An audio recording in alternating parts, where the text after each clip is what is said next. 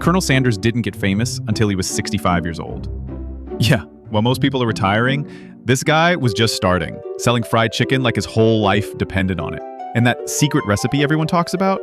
You'd think he kept it locked up in a safe or something, right? Nope, he actually wrote it down. On the back of his kitchen door. So yeah, the world's most famous chicken recipe was basically sitting there like a grocery list. And from that, boom, the whole KFC empire was born. Pretty cool, right?